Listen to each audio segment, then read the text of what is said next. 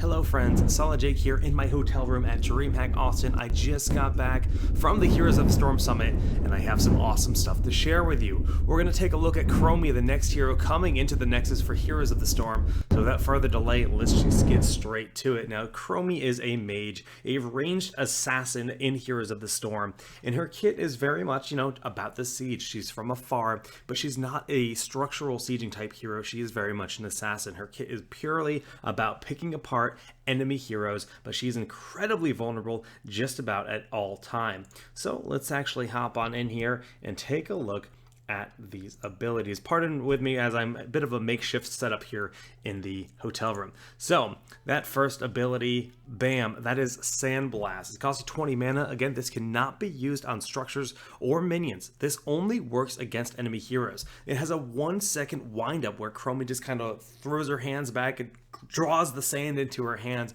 and throws it at the enemy hero. So it's a bit tricky to actually get used to it at first, but it is very powerful and it hurts very, very much. Now, in this video, we will ultimately look at every single talent that she has available as well. So we'll see, how powerful Sandblast really can end up being.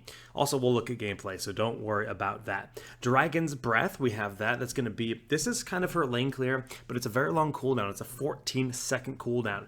It's really quite awesome because you shoot a big dragon up into the air. The enemy team can see the dragon go up, but they don't know where it's going to go down. You target its location, it will crash down on the minion wave on a hero that's retreating, and this again has an incredibly long cast range. Really fun to use and really fun to watch also, because if they choose wrong and they get juked by by the dragon's breath, it could be the critical final blow to eliminate that hero. The next one we have here is actually going to be her CC, her crowd control time trap. She puts that down. It's an 18-second cooldown. You put the time trap after it arms. It takes 2 full seconds. It becomes invisible. So while it's arming, it's actually vulnerable. The enemy team can just kill it. But once it's armed, it's like this big massive threat, right? They step onto that time trap. And this is a 2-second duration trap. You can only have one down at a time, but that 2-second duration trap gives you exactly enough time to cast your Dragon Breath and your Sandblast to pick that target apart. So she's kind of a combo mage in that sense. If you choose wrongly, you step on a time trap and you just kind of, get called out, that actually gives Chromie a audio or an audible notification that somebody has triggered your trap, and she can turn around and throw that Sandblast and Dragon Breath from super far away and just ruin you and absolutely take you out. So it's something that's really fun for Chromie. Again, she's super squishy, so she needs to put this in her flank, make sure that there's no Zeratul trying to gank her or whatever. And I think it's going to be a lot of fun to see high-level Chromie play, especially with the combo potential of the time trap, because it's going to make diving onto Chromie a scary thing to do. Slowing Sands is her first heroic. Now, Slowing Sands, this is basically an AoE that sits there and reduces all movement speed by 50%. She can put this down indefinitely, but it will drain her mana. So it's something that she has to be very cautious of. When she disables the Slowing Sands, she does have to wait 5 seconds, but not a big deal. But since she is such a squishy hero and so very vulnerable, you need to use this often, right? This is going to cover your flanks. This is going to give Chromie the ability to really have a massive impact on the fights. You think about a 50% slow on a map like Sky Temple, that bottom temple, you just control that space, especially because Chromie gets her heroic at level 9. She actually gets all of her talents 1 level ahead. So in Sky Temple in particular, you always think that second bottom temple, it's always the bottom temple, and it's just about always between level 9 and 10. Quite often when we look at high level matches, the teams are vying for level 10. If one team doesn't have level 10, they're going to back away, they're just going to soak. But there's so many situations where I can see Chromie getting ridiculous value on that map for that portion in general to secure the team a nice advantage when it comes to team fights over that temple, because Slowing Sands is quite the powerful heroic. And her next heroic ability, that one is a little bit more of a control oriented rather than on a single target rather than a full on AoE slow. So Temporal Loop does have a full 70-second cooldown. You choose an enemy hero, and after 3 seconds they will teleport back to the location where you cast Temporal Loop on them. Sorry about those pings, guys. Let me just take care of that quickly. Get those muted. Apologies on that front. Basically, if you choose an enemy hero, you cast it on them, and it's going to pull them back to that location, so you know exactly where they're going to go. So if you want to set up a gank with your team, you can just basically ping a location in which that target is going to be brought back to, no matter where they try to go, and then line up huge stuns, huge combos in that place. So we already know that you can lock them in, and then you can put the 2-second route down. It only takes 2 seconds to arm, so they're going to be back there in 3 seconds, and then line up your full combo and just ruin their day. But obviously, when you synergize with your allies, with your teammates, and you coordinate, it's just going to be destruction on whoever gets hit by that temporal loop every 70 seconds. But it does give her a fair bit of control. Personally, in my playtesting, I did like the Sands much better myself. So those are all of her abilities. Of course, we do need to take a look at her trait, and that is, of course, just getting all of her talents 1 level earlier. So you've traveled to the future and such. You've learned all your talents 1 level earlier than your teammates. Pretty darn cool. But let's actually just take a look at some of the gameplay footage that Blizzard provided for us to give you guys a look at. Now, the first footage we're going to look at here is actually just some of Chromie's abilities in action. And again, this is a bit of a makeshift setup, so pardon me. So she's running from Zeratul. She puts down her time trap, locks him in place, and she just turns around, throws up a dragon, throws out a Q, and basically kills Zeratul. Oh, guess what? Gets pulled back there with a temporal loop, and the second Sandblast is going to be enough to kill her. Like, honestly, this combo potential and the fact her ability to 1v1 of these situations is just so scary. Like, just absolutely destruction on Zeratul. So that's just a good look at most of her abilities. But of course, there is much more. We can take a look as this video loads up. She's got the time trap. She puts that down, takes 2 seconds to arm, locks you in place. Generically, just what it looks like. Time trap does give her that control that she's going to want to secure, just a strong presence. And then we can look at our next video here. This is actually going to be Sandblast. That's the big damage. Obviously, you don't see the health bar, but with the health bar, you know, that's a good chunk out of his life. Again, that full second windup, you can't retarget it. It is actually where she aims it to begin with. So she channels it, she shoots it straight down the path. It's on the enemy team to predict or realize where she's throwing it and then react and dodge the ability, because it is going to hurt quite a bit if you do take the brunt end of that. Once more, you cannot siege up towers with it. It will not affect minions or mercenaries. And this video is quite lagaroony and cheese. Excellent. Let's try to get the next one. Slowing Sands. Again, this takes 5 mana per second that you have it active. 50% slow on anyone that walks through it. So it does give her a ton of zone control, but it doesn't really have a cooldown. It just has a cost of mana. So she can leave it there indefinitely. She'll cancel it when she sees fit. It makes it much easier to hit her Sandblast on the targets that are locked into that slowing sand, and it's critical for her success. Especially, you know, once you get to level 9 and unlock that heroic ability. Once again, temporal loop, this is what it looks like here, just kind of pulling you back to that same exact location you were 3 seconds prior, controlling space. Even Abathur, burrowing away, will get pulled back here, and then his life is just over. I love the fact that they did that with Abathur. I mean, even a Falstad that's flying away, you can pull him back. It's got all these like really powerful implications for a temporal loop. Slowing Sands, we saw the power there, but temporal loop really good as well. Dragon's Breath. This is what the enemies cannot see. You choose a location, they see the dragon flying up, but they really have no idea where that dragon's going to go. And, you know, it's just super fun to watch, right? You have to play this whole guessing game. It gives her huge range, huge radius. It's 14-second cooldown at base, but there's actually a really interesting talent that halves the damage and halves the cooldown of it. Also reduces the mana cost. So you can make it a little bit more spammy if you're not feeling super confident in that ability. But all in all, that's Chromie's abilities. That's the way that she actually functions in Heroes of the Storm, and you know, she's really quite fun. So moving back on into the game, we can take a look at some of Chromie's talents that really you know, just define how you're going to be playing the hero, exactly the way, you know, Chromie builds are going to look in the future. We can kind of make some assumptions, but she's actually got a lot of really cool diversity for both survivability and then, of course, how you want to build your damage. She has quite a few questing talents as well, so let's just continue on with this video I recorded at the summit, And oh, we got some nice skins like an Alex Straza and then I guess a Ysera one because it's green. And we'll just go through this. So Compounding Ether, that's going to be a questing talent at level 1 that basically you only get the benefit once you've completed this quest. So you basically need to hit 25 of your Qs. And once you've landed 25 Qs on enemy heroes, you get a oomph at the end, right? An additional 100 damage, and it already hits really hard. So for that to bump up to another 100 damage, it's going to feel really rewarding, right? It's going to feel like you're just chunking people. And if you're confident with your Sandblast, which you should be, if you're playing Chromie, if you become a Chromie main, this is probably how you're going to play her for level 1. But moving down, we actually do have Deep Breathing. Every time Dragon's Breath hits a hero, it increases the damage by 2 up to 50. After hitting 25 heroes, increases its damage by an additional 150 and also increases your sight radius by 100%.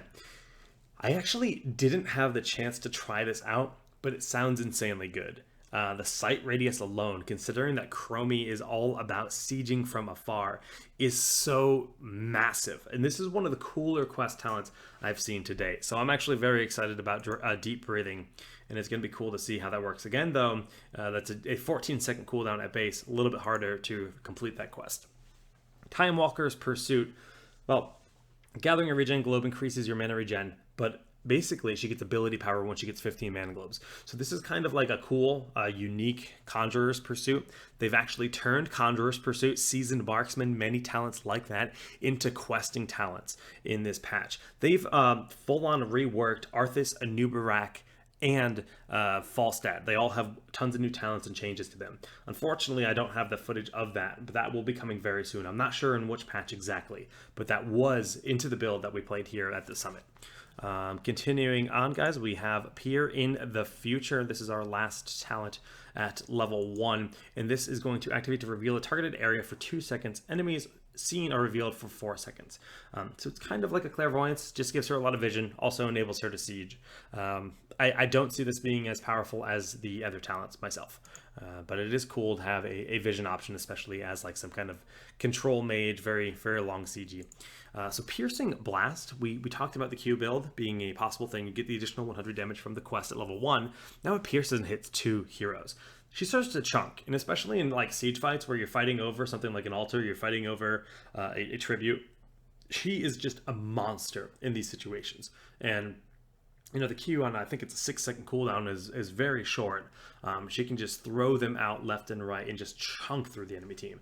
And oftentimes you have, this Arthas that's trying to body block, or I guess more likely, ETC Johanna Muradin trying to body block the skill shots. But once you throw this in the mix, he can't do that anymore, and you just start piercing the backline and doing the critical damage. So that's really quite good. But Bronze Talons it gives her like this big combo potential. So the Pierce is nice to like spread your damage out, but if you're just trying to blow up one hero in general, this increases your attack range by 35% after using Sandblast, and the damage from your auto up by 250%. So when you throw out a Q and then you combo with your auto, if you have Bronze Talons, you just chunk through the health bar of your opponent. It's really, really powerful, and I think this will be a common thing to see. A lot of Chromie players that are playing on a map like we said, like on Cursed Hollow, maybe on Towers of Doom, maybe you'll see Piercing Sands, but Bronze Talons, it's just so insanely powerful. And then last but not least, we have Enveloping Assault. I'm not actually sure, just additional radius there on the Dragon's Breath. Going down to level 6, we have Mobius Loop that reduces the Dragon's Breath mana cost and the cooldown by 50%, but it also reduces the damage. That's what I was talking about. So basically, you have the mana cost and you have the cooldown of your W, the dragon that you throw in the air, but you also you have the cooldown of it, so you can just spam them out every 7 seconds. You can throw one of those out, and it's amazing for stalling out situations, denying that turn on black arts, whatever. Dragon's Eye, you get the additional 25% damage on enemies in the center, and this might sound really hard to execute, but when you consider that she has that time trap, the 2 seconds of lockdown where it puts the enemy hero in stasis, you time your dragon properly, you hit him with that dead center, you follow up with a Q, like she has a huge combo potential. And again, you pair this with something like Lunar Flare, you just get those stuns in place.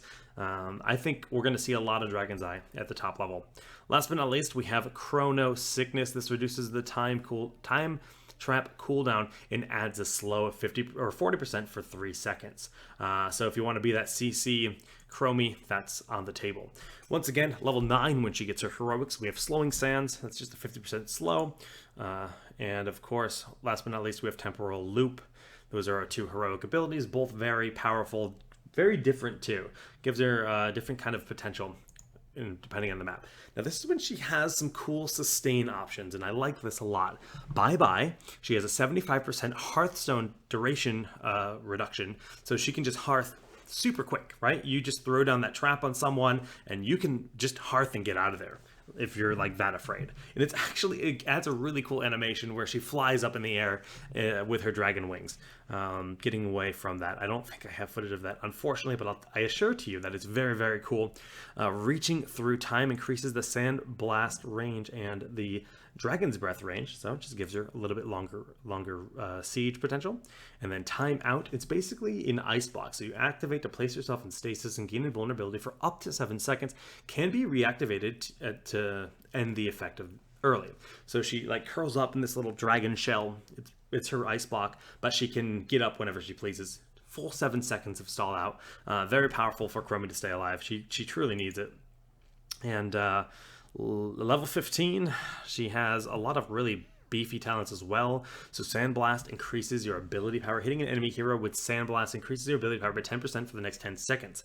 This bonus can be stacked up to 50%. The duration is refreshed whenever you hit it. So if you got the Pierce and you're hitting consecutive Sandblasts, you just kind of mow through the enemy team, and she hits way too hard. So it gives her a lot of like crazy potential to snowball late game in team fights. Fast forward, if Sandblast travels at least 75% of its range of its base distance and it hits a hero, the cooldown is reduced to 1 second.